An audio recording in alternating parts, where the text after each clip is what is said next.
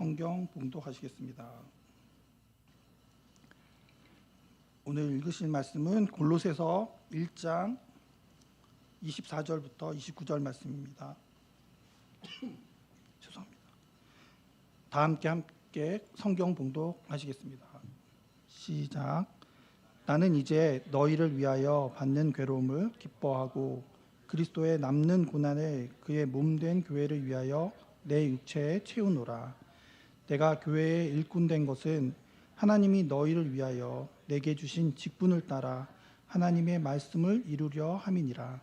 이 비밀은 만세와 만대로부터 감추어졌던 것인데 이제는 그의 성도들에게 나타났고 하나님이 그들로 하여금 이 비밀의 영광이 이방인 가운데 얼마나 풍성한지를 알게 하려 하심이라.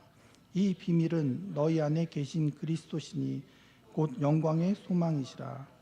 우리가 그를 전파하여 각 사람을 권하고 모든 지혜로 각 사람을 가르침은 각 사람을 그리스도 안에서 완전한 자로 세우려 함이니 이를 위하여 나도 내 속에서 능력으로 역사하시는 이의 역사를 따라 힘을 다하여 수고하노라. 아멘.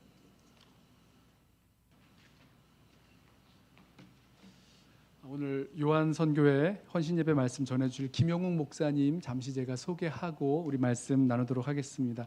우리 김용욱 목사님 이 사우스웨스턴 신학교에서 공부하기 위해서 달라스에 오시면서 지난 3월 말부터 저희 교회에서 함께 예배하게 되셨고요. 그러면서 오늘 헌신예배 말씀을 제가 부탁을 드렸습니다. 요즘 교회 주일에 보시면 귀여운 어린아이 하나가 막 뛰어다니는 것을 보실 텐데요. 우리 도준이 아빠십니다. 우리 정주희 사모님 둘째 지금 가지고 계시고요. 우리 크리스마스 즈음에 예정일이십니다. 우리 함께 교제하면서 우리 목사님 하나님께서 부르신 그 사명과 소명 나누게 되었는데 하나님께서 선교지로 또 선교사로 부르신 그 소명을 다시 생각하면서 또 준비하는 그런 과정 가운데 계십니다. 오늘 이 시간 목사님과 귀한 말씀의 교제 시간 되기 원하고요. 또 특별히 우리 요한 선교회 가운데 말씀의 귀한 도전 되기를 소원합니다. 우리 목사님 나오셔서 말씀 전하실 때에 우리 박수로 한번 환영하고 말씀 듣도록 하겠습니다.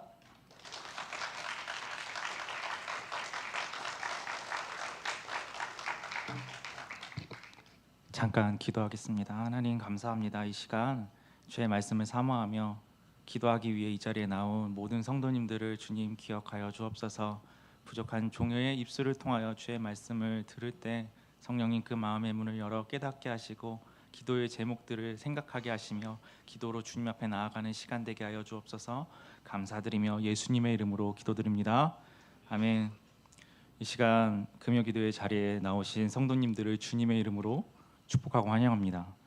하나님께서 오늘 이 시간에 이 자리에 함께 하시고 우리의 기도에 응답하시며 큰 은혜를 부어주시는 시간이 되기를 간절히 소망합니다. 특별히 하나님께서 우리의 마음을 좀 기도의 자리를 더 사모하는 그 마음을 주셔서 간절함으로 기도의 자리로 나아가는 시간 되기를 원합니다. 한때 좀 오래된 일이긴 한데 한국 사회에서 큰 이슈가 되었던 게 이제 불법 다단계라는 게 있습니다. 아시나요 혹시? 다단계? 요즘에는 네트워크 마케팅, 멀티레벨 마케팅 뭐 이렇게 불리고 있는데 제가 청년 시절에 교회 다닐 때 저희 청년부에도 이걸 하는 지체가 있었습니다. 그리고 저에게 이 다단계를 설명하면서 함께 동참하기를 권유했던 적이 있습니다. 다행히도 제가 하나도 이해를 못해서 그냥 듣기만 하면서 그런 게 있구나 하면서 그분의 노력은 실패로 돌아갔지만 자, 그 다단계 구조를 이제 얘기를 들으면서 그때 제가 신학교를 다니고 있었는데 혼자 다른 생각을 좀 했습니다. 이 다단계 구조가 예수님께서 제자들에게 교회 공동체를 맡기시고 가르치신 그 재생산의 원리와 너무나 비슷하게 들린 겁니다. 한 사람이 둘을 데려오고 그들을 가르치면 또 그 두 사람이 가서 또 둘을 데려와서 그 둘을 가르치고 이런 원리로 성장하는 그런 성경에서 말하는 교회 공동체가 성장하는 모습이 굉장히 상당히 유사하게 들렸습니다. 한 가지 문제가 있다면 교회 공동체에서는 내가 다이아몬드가 될 수는 없지만 하나의 미랄이 돼서 썩어지는 것입니다. 이렇게 교회를 이루는 신비, 교회를 자라게 하시는 하나님의 은혜, 우리가 신약 성경의 초대교회의 모습을 관찰하면 이런 주님의 공동체가 각 지체의 섬김을 통해 확장됨을 보게 됩니다. 어떤 사람은 말씀으로, 어떤 사람은 가르침으로, 또 어떤 사람은 봉사를 통해서 다른 사람을 섬기고, 또 그 섬김을 받은 그 사람이 그 섬김을 통해 자라나고 또 다른 이를 섬기게 될 때 교회 안에서 건강한 재생산이 이루어집니다. 그리고 교회 공동체가 성장하게 됩니다. 그렇기 때문에 부활하신 예수님은 하늘로 올라가실 때 교회 공동체를 제자들에게 맡기시면서 이렇게 말씀하셨습니다. 마태복음 28장 19절 20절 말씀인데, 그러므로 너희는 가서 모든 민족을 제자로 삼아 아버지와 아들과 성령의 이름으로 세례를 베풀고 내가 너희에게 분부한 모든 것을 가르쳐 지키게 하라. 예수님은 제자들에게 다른 사람들을 또 다른 제자로 삼아 가르치고 세우라 명령하셨습니다. 이러한 성도의 재생산을 통해 교회는 성장하게 되고 그 역사가 지금까지 이르러 이 자리 오늘 달라스 연합교회까지 이어진 것입니다. 즉 교회의 성장과 건강한 재생산은 모든 성도의 봉사와 섬김을 통해 이루어집니다. 교회 안에서 섬기는 사람은 특정 직분을 가진 사람들뿐만 아니라 모든 성도입니다. 우리는 각자 주님께서 주신 섬김의 자리와 사명을 가지고 있습니다. 성도라는 말은 하나님께 속한 사람이며 동시에 교회를 위해 부름받은 사람임을 의미합니다. 우리 모두가 하나님의 일꾼이며 각자의 섬김을 통해 교회가 자라게 됩니다. 물론 오늘 이 자리에 오신 함께 예배드리는 성도님들 중에 이 사실을 모르시는 분은 없을 거라고 생각합니다. 하나님께서 우리를 교회의 일꾼으로 부르셨다는 것과 그 부르심이 섬김의 자리를 향하고 있다는 것은 우리 모두가 공감하는 사실입니다. 우리 모두가 알고 있습니다. 교회를 섬기는 일은 귀하고 복된 일이라는 것을 우리는 잘 알고 있습니다. 그리고 우리를 통해 교회를 자라고 세워지는 것이 보이면 또한 참 감사하고 기쁘고 즐거운 그런 또 다른 일이 없습니다. 그런데 문제가 있습니다. 이 섬김이 성도들에게 늘 기쁘고 즐거운 일이 아니라는 것입니다. 때때로, 아니 많은 경우에는 이 섬김의 자리는 우리의 마음을 괴롭게 하고 무엇보다 우리를 지치게 합니다. 전문 용어로 이제 번아웃이라는 말을 쓰는데, 이 교회 용어로 이제 담당 목사님을 찾아가, 목사님 제가 긴히 드린 말씀이 있습니다. 보통 한국에서는 11월, 12월쯤에 이제 이렇게 찾으시는 분들이 있으면 이제 연락을 잘 안 받는데, 여기는 분기가 언제 시작되는지를 몰라서 9월인가요? 네, 그렇게 찾아오시더라고요. 왜 이런 일이 일어날까요? 분명히 섬김은 좋은 일이고 교회가 성장하면 늘 기쁘고 감사할 것 같은데 왜 우리의 마음이 힘들어질까요? 그 이유는 성도의 섬김은 세상의 일과는 본질적으로 다르기 때문입니다. 물론 다 그렇지는 않지만 세상의 일은 일로만 끝낼 수도 있습니다. 상대적으로 세상에서는 뭐 계약, 역할, 성과로만 그런 것들을 일을 하면 됩니다. 그러나 교회 공동체에서 성도의 섬김은 언제나 관계가 묶여 있습니다. 교회에서의 섬김은 단순히 일이 아니라 성도와 성도의 관계 속에서 이루어지는 사역이기 때문입니다. 그런데도 어떤 분들은 교회에서도 그냥 일로 시작해서 일만 잘하면 되지 라고 생각하시는 분이 있을 수도 있습니다. 하지만 성도의 섬김은 결코 그렇게 끝나서는 안 됩니다. 교회 공동체는 사랑이라는 그 관계 안에서 그 정체성이 드러나야 됩니다. 관계 안에서의 영적인 성장을 이루게 하는 그 목적이 바로 섬김에 있기 때문입니다. 오늘 본문 28절에 바울이 이렇게 말합니다. 각 사람을 그리스도 안에서 완전한 자로 세우려 한다. 그것이 나의 섬김, 우리의 섬김의 목적이다. 교회 공동체 안에서 서로 섬기는 자가 되어 그 공동체가 각 지체가 그리스도 안에서 장성한 분량에 이르도록 성장하게 하는 섬김이 이 교회 안에서 또 성도에게 요구하시는 섬김이기 때문에 이게 쉽지가 않습니다. 예수님께서 십자가에 달리시기 전 제자들의 발을 씻기시면서 이렇게 말씀하셨습니다. 서로 사랑하라. 너희가 서로 사랑할 때 너희가 내 제자인 줄 알리라. 누가요? 세상이. 바로 사랑 안에서 서로 자라게 하는 그 섬김을 예수님도 말씀하셨습니다. 만약 이런 종류의 섬김이 아니라면 일이 아니라면 교회 공동체 안에서 일어나는 섬김, 일들은 세상 성도의 섬김, 일이라고 할 수가 없는 것입니다. 바로 이런 이유 때문에 교회 안에서의 섬김은 일로만 끝나지가 않습니다. 사람을 만나고 마음을 나누고 때로는 갈등도 겪고 그 관계 속에서 섬김이 이루어지기 때문에 쉽지가 않고 지치게 만듭니다. 이처럼 성도의 섬김은 사람을 세우는 일과 항상 연결되어 있어 다른 일보다 쉽지 않고 부담스럽습니다. 그러나 한편으로는 어떤 분들은 나는 관계 맺는 거, 사람들하고 이렇게 교제하는 거 너무 좋아. 사람들 이렇게 세워주고 하는 거 난 자신 있어. 이렇게 생각하시는 분도 있습니다. 그런데 그런 분들조차도 이 섬김의 자리에서 항상 힘이 나는 것은 아닙니다. 때론 낙심할 때가 있습니다. 무엇보다 성경의 기준을 우리가 말씀을 통해 들을 때 섬김의 기준이 이것 정도 여기까지는 와야 된다라는 그 말씀을 들을 때 우리는 누구 하나 없이 큰 부담을 가지게 됩니다. 그 내용이 오늘 본문의 바로 앞인 23절에 있습니다. 바울이 이렇게 이야기합니다. 바울은 스스로 주의 복음을 위하여 부르심을 받은 일꾼으로 소개합니다. 골로새서 1장 23절 하반절입니다. 이 복음은 천하 만민에게 전파되마요 나 바울은 이 복음의 일꾼이 되었노라. 바울은 교회 공동체 여러 모양 중에 봉사의 모양 중 복음을 맡은 자로 복음을 전하고 가르치는 일에 부르심을 받았다 스스로 이야기합니다. 그런데 바울이 여기서 자신의 사역을 소개하면서 즐겨 쓰는 표현이 하나 있습니다. 바로 우리가 방금 읽은 일꾼이라는 표현입니다. 헬라 원어로는 디아코노스라는 이 단어는 보통 교회 목사님이나 집사님을 부르는 단어로 쓰였습니다. 그런데 이 말을 영어로 우리가 잘 알고 있죠. 디콘이라는 말인데 이 말이 이 디아코노스라는 말에서 왔습니다.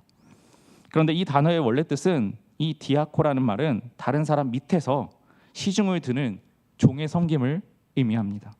말 그대로 주인이 식사를 하는 동안 그 밑에서 일하는 자, 그 뜻이 오늘 바울이 사용하는 일꾼이라는 단어의 정확한 뜻입니다. 이 단어의 뜻을 생각하면 우리가 23절의 본문을 다시 한번 생각해 보아야 합니다. 나 바울이 복음을 위하여 복음보다 낮은 위치에서 복음을 섬기는 자가 되었다. 복음을 위해서 섬기는 자가 되었다. 이 말은 일단 우리가 납득이 갑니다. 바울은 자기를 구원한 복음에 너무나 소중하기 때문에 그거보다 낮은 위치에서 복음을 섬기는 일 얼마든지 할 수 있을 것 같습니다. 우리가 생각할 때도 그렇게 생각합니다. 예수 그리스도의 그 복음, 나를 구원한 복음을 위해서 내가 낮은 자리에서 섬겨야지 누구나 생각할 수 있습니다. 그런데 이 바울이 종의 섬김의 개념을 가진 그 단어를 25절에도 한 번 더 반복해서 사용을 합니다. 그런데 이번에는 그 섬김의 대상이 바뀝니다. 25절 본문입니다. 내가 교회의 일꾼 된 것은 하나님이 너희를 위하여 내게 주신 직분을 따라 하나님의 말씀을 이루려 함이니라. 바울은 복음뿐만 아니라 이 교회 공동체 안에서도 낮은 위치를 의미하는 그 뜻이 포함된 이 단어를 사용해서 설명합니다. 바울에게 있어서 교회 공동체를 섬기는 것도 스스로 그 교회 공동체보다 낮은 위치에서 섬기는 것입니다. 앞서 복음보다 낮은 위치에서 복음을 섬긴다고 했을 때는 머리로도 이해가 되고 마음으로도 쉽게 받아들여집니다. 그런데 교회 공동체의 다른 지체들보다 낮은 위치에서 공동체를 섬긴다는 것은 말씀을 들었기 때문에 우리가 머리로는 그럴 수 있어라고 하지만 실제로 그런 상황들이 계속 우리 앞에 펼쳐질 때 우리의 마음이 쉽게 그것을 받아들이지 못하는 것입니다.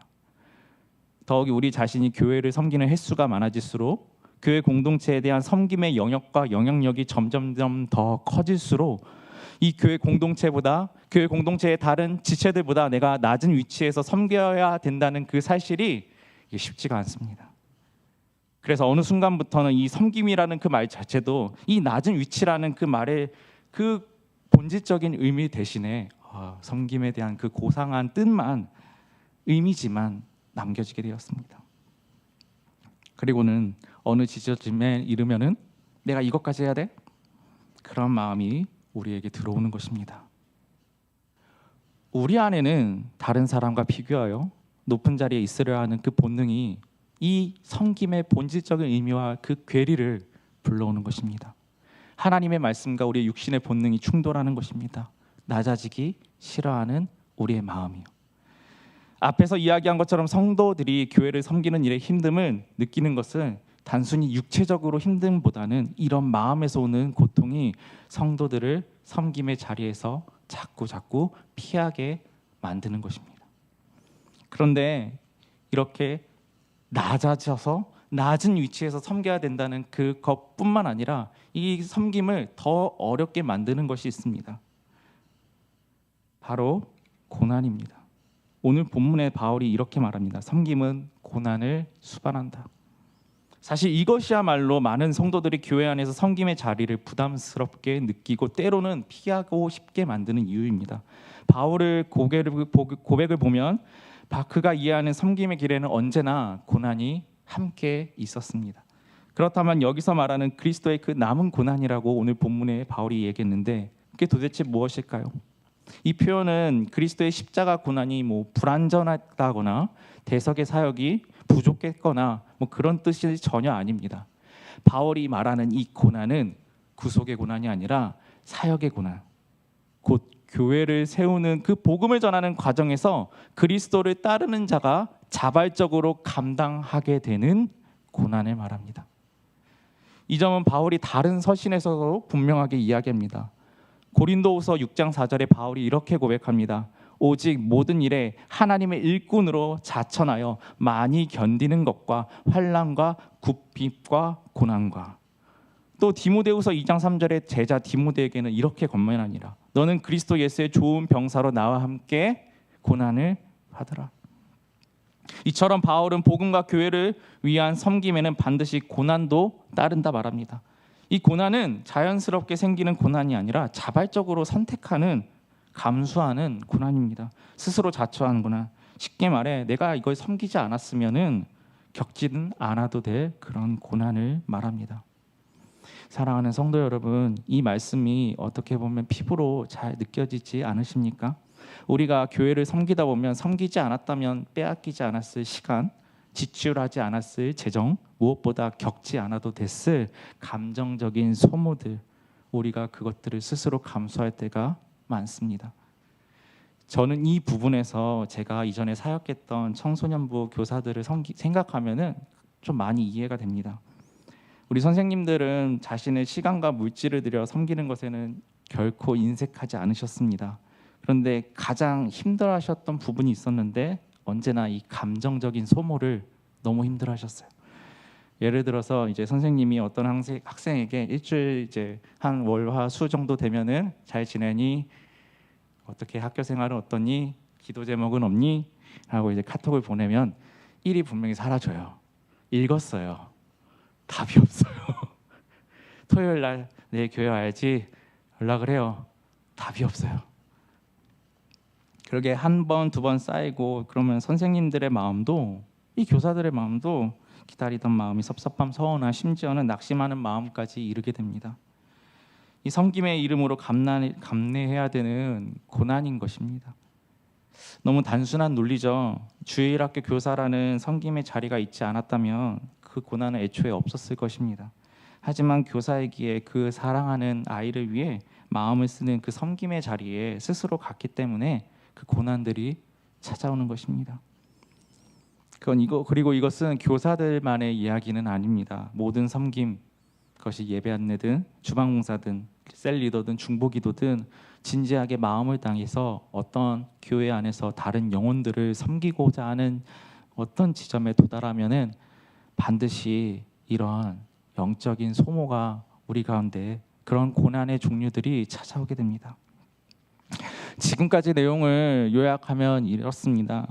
첫째, 하나님은 누구 하나 빠짐없이 교회 공동체 안에 있는 모든 성도들을 또한 교회 공동체를 섬기는 자리로 초청하셨고 사람을 세우는 일로 부르셨습니다. 그런데 그 섬김이 결코 쉽지가 않습니다. 앞에서 저는 두 가지를 이야기했습니다. 첫 번째는 그 섬김의 자리는 스스로 낮아져야 되는 자리입니다. 두 번째는 자발적으로 감내하는 고난들이 끊임없이 찾아오는 자리입니다. 그렇다면 질문은 자연스럽게 이어집니다. 그럼에도 불구하고 하나님은 왜 우리 모두에게 섬김을 명령하셨을까요? 우리는 왜 이 고난의 길, 낮아짐의 길을 계속 걸어가야 할까요? 그리고 도대체 어떻게 바울처럼 그 섬김 안에서 기쁨이라는 것을 누릴 수 있을까요? 무엇이 우리로 하여금 그 섬김의 자리로 다시 나아가게 만드는 원동력이 될 수 있을까요? 여러분은 지금 섬기고 계시죠? 교회를, 공동체를, 다른 영혼들을. 여러분은 그 섬김의 에너지를 어디에서 얻고 계신가요? 우리가 가장 먼저 그 에너지, 그 원동력을 찾아야 될 것은 다름 아니라 우리 예수님입니다. 우리가 섬김의 자리에 나아갈 수 있는 가장 분명한 첫 번째 원리는 바로 우리가 먼저 섬김을 받은 자라는 사실입니다. 내가 먼저 받은 복음, 내가 먼저 받고 믿은 그 복음 때문에 우리는 섬김의 자리로 나아갈 수 있는 힘을 얻습니다. 24절에 바울은 교회 공동체를 위하여 받는 괴로움을 기뻐하며 그리스도의 남은 고난을 그의 몸된 교회를 위해서 자기 몸에 채운다고 말합니다. 바울이 이렇게 말하는 것은 로마서 1장 14절 15절에 복음의 빚으로 언급되는 바울의 소명의식과 관련이 있습니다. 그리스도를 핍박하던 자기를 구원하신 그 은혜가, 그 하나님의 은혜가 자기 안에 있는 것입니다. 나를 살리신 하나님의 은혜가 그 안에 있다는 것입니다. 또한 바울을 세우기 위해 헌신한 바나바와 같은 다른 믿음의 선배들도 있었습니다. 먼저 받은 은혜가 그 안에 있었기 때문에 그는 기쁨으로 섬김의 자리에 끊임없이 나아가는 것입니다. 이와 마찬가지로 우리 모두는 예수 그리스도께서 우리를 위해 십자가에 달려 죽으시기까지 자신을 낮추어 섬기신 그 섬김을 입은 자들입니다. 그리고 그리스도의 복음을 우리에게 전하기 위해서 먼저 수고한, 헌신한 다른 성도들의 섬김을 통해 우리도 이 자리에 있게 됩니다. 예수님은 마가복음 10장 45절에 자신의 사역을 이렇게 선포합니다. 인자가 온 것은 섬김을 받으려 함이 아니라 도리어 섬기려 하고 자기 목숨을 많은 사람의 대속물로 주려 함이니라. 또한 제자들의 발을 씻기시며 섬김의 본을 보이셨고 너희도 이와 같이 서로 섬기라 말씀하셨습니다. 내가 먼저 너희를 섬겼으니 너희도 이와 같이 서로 섬기라 말씀하셨습니다. 우리가 다른 사람을 섬길 수 있는 이유, 앞에 제가 너무 어둡게 얘기했죠. 섬기면 이렇게 고난이 있고 우리가 낮아져야 되고 힘들어요 라고 했어요. 그럼에도 불구하고 우리가 다른 사람을 섬길 수 있는 가장 강력한 이유는 우리 자신이 먼저 그리스도의 섬김을 받았기 때문입니다. 그 은혜에 대한 감격이 있을 때 우리는 사실 누가 시키지 않아도 기꺼이 섬김의 자리로 나아갑니다. 또한 우리는 우리보다 앞서 믿은 다른 믿음의 선배들의 섬김을 받은 자들입니다. 예수 그리스도의 섬김, 그리고 우리보다 먼저 받은, 복음을 먼저 받은 다른 성도들의 섬김이 우리를 다른 사람을 섬기게 하는 강한 원동력이 되는 것입니다. 받은 은혜를 생각할 때 우리는 섬김의 자리로 나아갑니다. 이것은 사실 예수님을 믿는 사람에게는 누구에게나 일어나는 자연스러운 일입니다. 여기 계신 성도님들께서도 경험하신 일입니다. 우리가 내가 주와 교회를 위해서 스스로 섬겨야겠다라고 생각할 때가 언제입니까? 복음에 대한 감격이 있을 때 아닙니까? 그 복음에 대한 감격이 우리 안에 살아있을 때 아닙니까? 나를 향하신 하나님의 사랑과 나를 섬기신 그 은혜에 대한 감격이 있을 때 누가 시키지 않아도 주를 섬기는 자리에 우리는 나아가는 것입니다. 반대로 우리 안에 그 은혜에 대한 감격이 없으면 우리는 섬김의 자리를 계속해서 피하려고 할 것입니다. 또는 은혜의 감격 없이 섬김의 자리에서 버티지만 그 섬김의 자리에서 남는 것은 괴로움과 고통뿐이라는 것을 깨닫게 되는 것입니다. 혹은 섬김의 자리에서 다른 것으로 우리의 만족을 채우려 할 것입니다. 뭐가 있을까요? 다른 사람의 칭찬, 인정, 그런 것들로 뭔가 힘을 얻고 다시 섬겨보자 하는데 우리가 잘 압니다. 그것은 잠깐이라는 것을. 은혜의 감격이 없으면 그 자리에서 어떤 사람이 주는 칭찬이라도 그런 것도 한순간이고 결코 우리를 그 자리에서 지속적으로 기쁨으로 감사로 섬기게 하지는 못하는 것입니다. 그렇기에 우리는 섬김의 자리로 부름받은 우리는 우리 안에 하나님이 주시는 은혜의 감격이 늘 채워지기를 구해야 합니다. 죽기까지 나를 사랑하시며 나를 섬기신 그리스도의 섬김이 내 안에 견고하게 자리 잡고 있어야 하는 것입니다. 바울은 그 흔들리지 않는 섬김의 원동력을 오늘 본문에서 이렇게 말하는 것입니다. 복음으로 인해 흔들리지 않은 소망은 나 자신과 고통을 수반하는 그 섬김의 자리로 자신을 기꺼이 내어놓게 한다는 것입니다. 그렇기에 우리 안에 이 소망이 먼저 살아나야 합니다. 우리는 전부를 가진 자들입니다. 어떤 전부를 가졌나요? 예수 그리스도께서 자신을 내어주신 그 전부를 우리는 이미 가진 자들입니다. 그리스도의 복음이라는 세상 어떤 것과 바꿀 수 없는 전부를 우리가 가졌습니다. 세상 사람들에게 없는 소망이 우리 안에 이미 있습니다. 우리를 구원하신 하나님의 그리스도의 사랑과 영원한 하나님의 나라에 대한 소망이 우리 안에 있습니다. 그 비교할 수 없는 소망을 우리에게 주신 하나님이 비교해 보자면 아주 작은 섬김과 헌신의 자리로 우리를 부르시는 것입니다. 그렇다면 우리는 기꺼이 그 섬김의 자리에 나아갈 수 있습니다. 오늘 이 자리에 성도의 섬김, 교회를 섬기고 다른 성도들을 섬기는 그 섬김이 큰 부담으로 다가오시는 성도님들이 계시다면 나를 향한 하나님의 은혜를 먼저 생각할 수 있기를 소망합니다. 생각할 뿐만 아니라 그 은혜에 대한 감격이 우리 안에 다시 살아나기를 소망합니다. 그 감격이 먼저 살아나야 됩니다.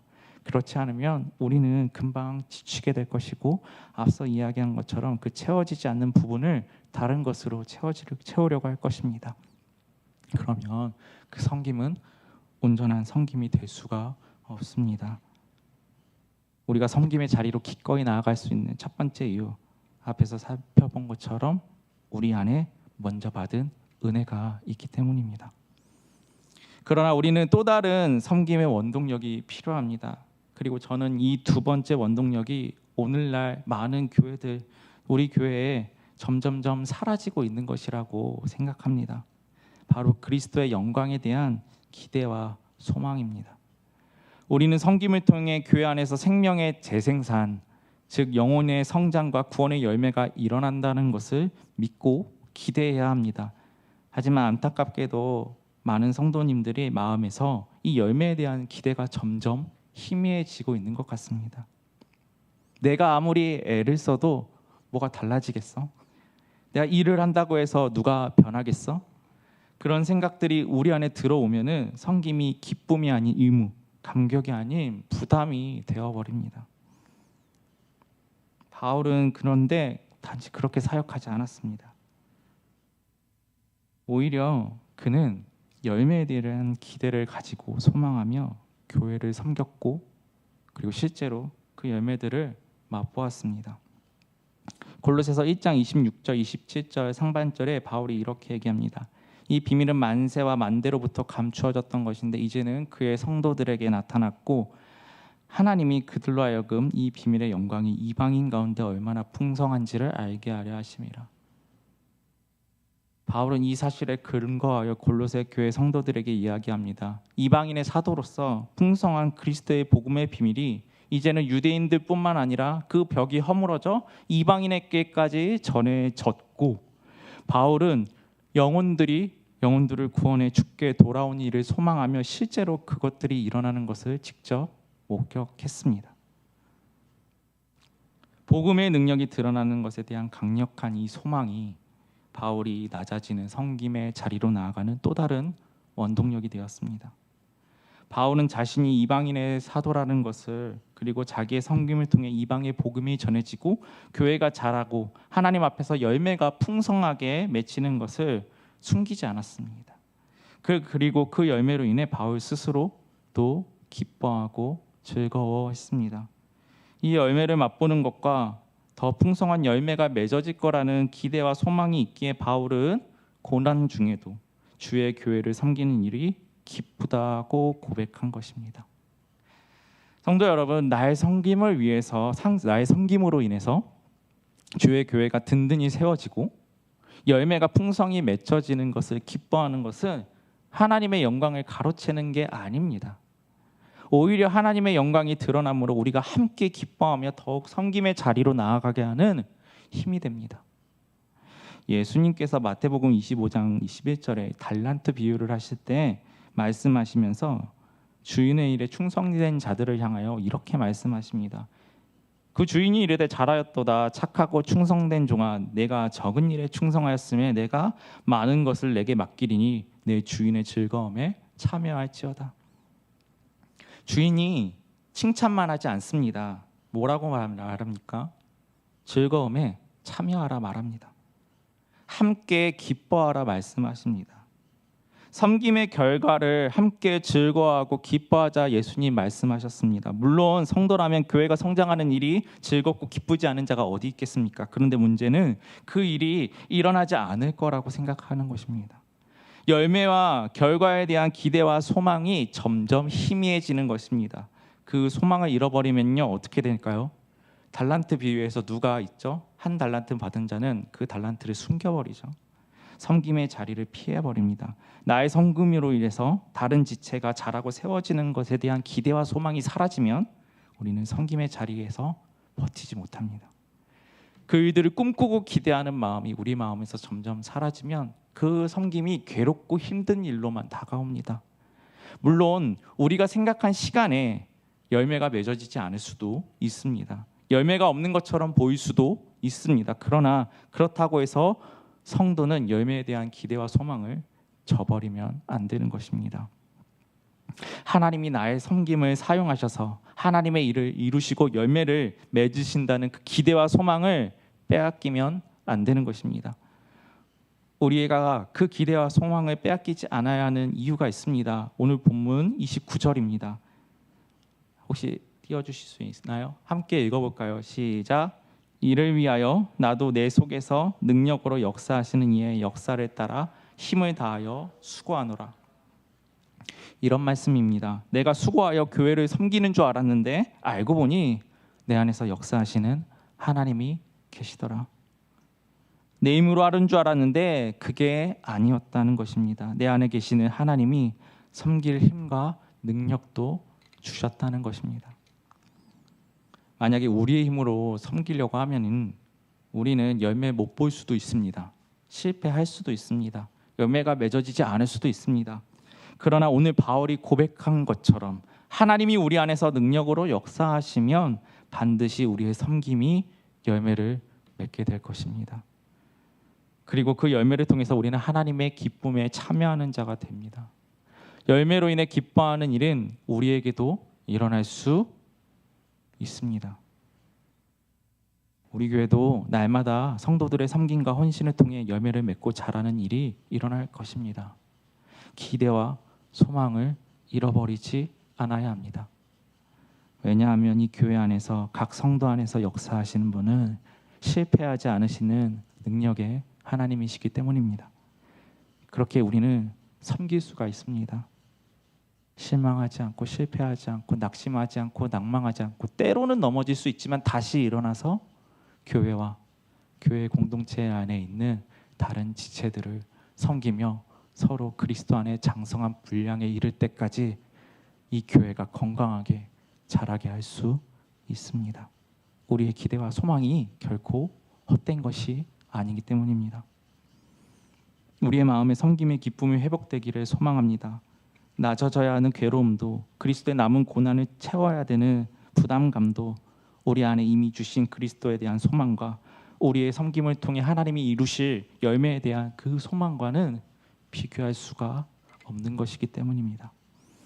그 기쁨의 자리, 섬김의 자리에 사랑하는 우리 연합교회 성도님들을 초청합니다. 주의 몸된 교회를 세우는 일에 여러분의 섬김을 채우는 사랑하는 성도님들이 되시기를 간절히 소망합니다. 이제 말씀을 맺으려고 합니다. 사랑하는 성도 여러분, 하나님은 우리 모두를 주의 몸된 교회를 위한 섬김의 자리로 부르셨습니다. 단 한 명도 예외가 없습니다. 그리고 그 섬김은 낮아짐을 요구합니다. 때로는 내가 이렇게까지 낮아져야 돼? 라는 그 지점까지 하나님 부르실 때가 있어요. 청소년부를 섬기면서 이제 아이들을 섬길 때 그런 마음들이 참 들었습니다. 이 아이들을 섬길 때 어떤 마음으로 섬겨야 될까? 정말 내가 그리스도의 마음이라면 어떤 자세로 섬겨야 될까? 그 아이들이 뭘 보며 감동할까?